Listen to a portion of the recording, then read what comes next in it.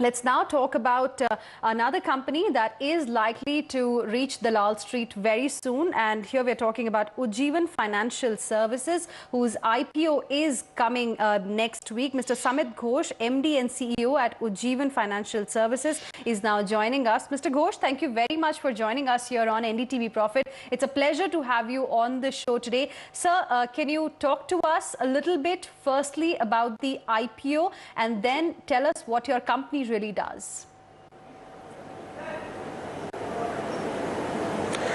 Okay, as far as the IPO is concerned, we wanted to raise about 200 crores. This is primarily to meet the RBI requirements for a small finance bank in terms of domestic ownership. Our initial ownership, foreign ownership, was about 90%. And we've already completed a pre-IPO of around 290, which has reduced it to 77%. And this has to come down to below 49% to meet the RBI requirements. So post-IPO, we expect this to come down to around 44 to 45%. That is one of the main objectives. And there is around 600 crores of primary, which would primarily go into the investments which we have to make in terms of conversion to a small finance bank, in terms of our investments in technology, in terms of infrastructure, in channels, etc., plus also meet our business requirements for the next 4 or 5 years. Okay. So in total for your business... the objective of the...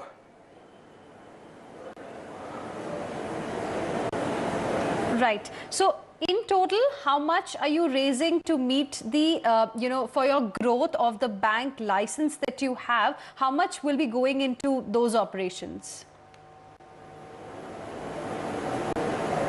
It will be about 650 crores. Okay. How soon can we expect the operations to start? How soon? That's the primary portion of the...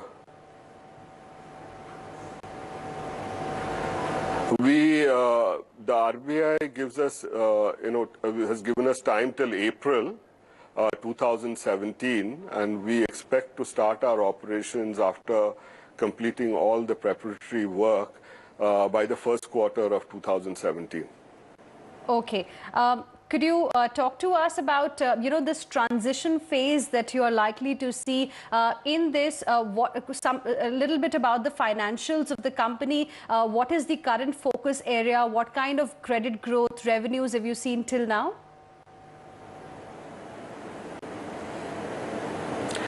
Well, the credit growth still continues to be strong. We are growing at around 30 to 40%.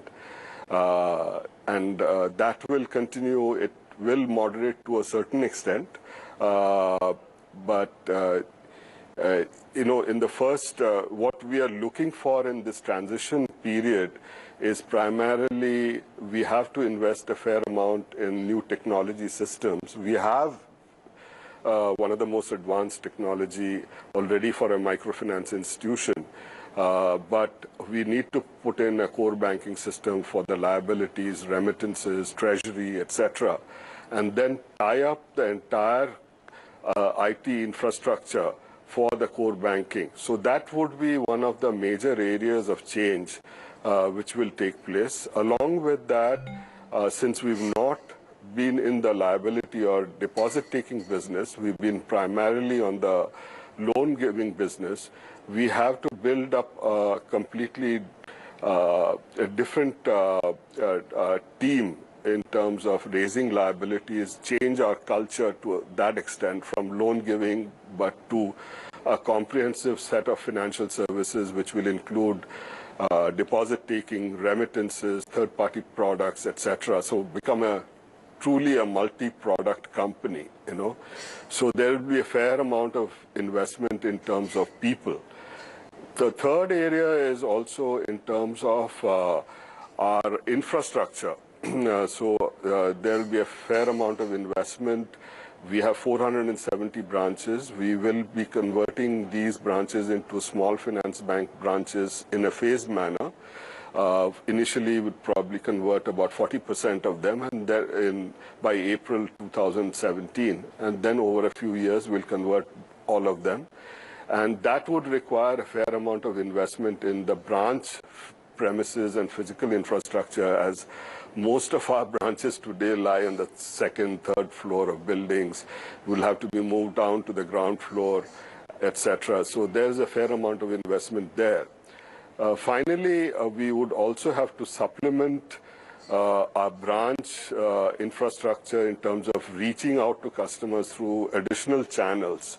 That is through the BC network and also through things like ATM, phone banking, internet, etc.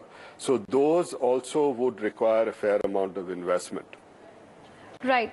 Also, as we understand, when this transition will be taking place and all these investments are going to be made, is that likely to have some sort of an impact on your net interest margin, or that's going to be offsetted because of the lower borrowing cost regime that we are seeing right now? Yeah, I think, currently we do most of our funding through term loans from banks, where our cost is around 12%. So as we move into become a bank, there will be a reduction in our borrowing costs because the interbank rates are much lower, etc. So there will be an offsetting, reduction of cost there. But initially, in the first few years, there will be, as I indicated, a fair amount of investment in technology, infrastructure, people, channels. So there will be a certain amount of impact which will be there on our costs. I can't define it completely for you because of the restrictions we have today, but there definitely will be an impact which is going to be temporary in nature, and hopefully within 2 years after we start our operations, we'll be back to managing our costs at the present levels. Right. Could you also talk to us a little bit about the asset quality? What is it that you have right now, and what is your key focus in terms of credit targets? So our, we have outstanding asset quality. Our PAR rates, which is portfolio at risk over 30 days, is only 0.15%.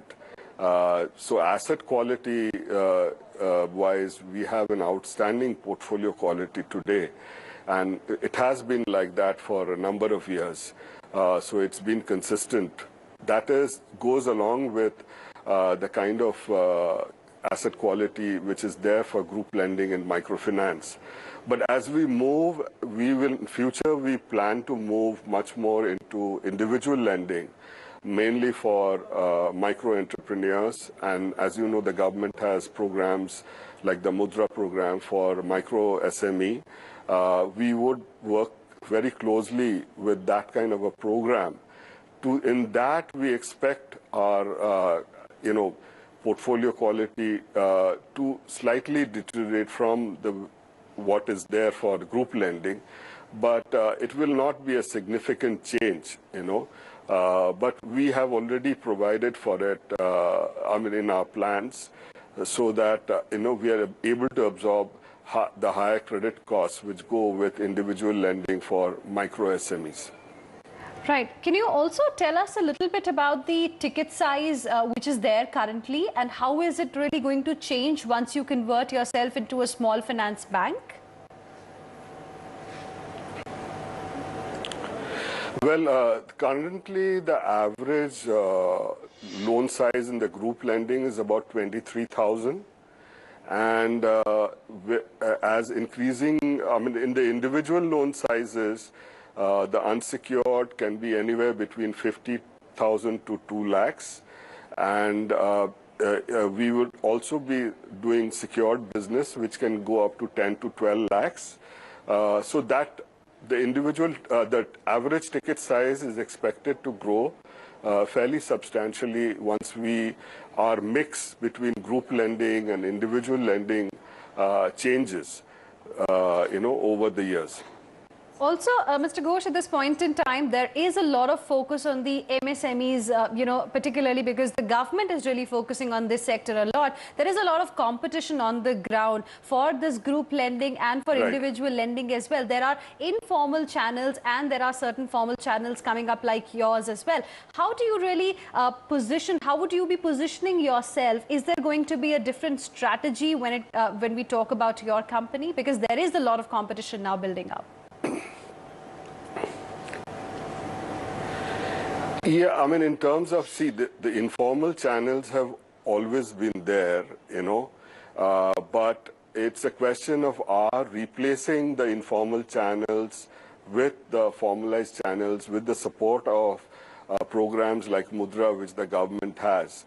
And the market size, frankly, is so large that I think there is room for everyone, and I don't think, I mean, to me, it looks more like a wide open space rather than a very competitive market right now. This is largely, people who borrow between 2 lakhs to 10 lakhs for their businesses is largely served by the unorganized sector. And, it is wide open space where we can expand our business significantly. All right, Mr. Ghosh, we'll leave it there. Appreciate you joining us here on NDTV Profit and sharing with us the outlook going forward as far as your company is concerned. Thank you. Thank you. And we wish you good luck for the upcoming IPO. We're slipping into another quick break right now. Don't go anywhere.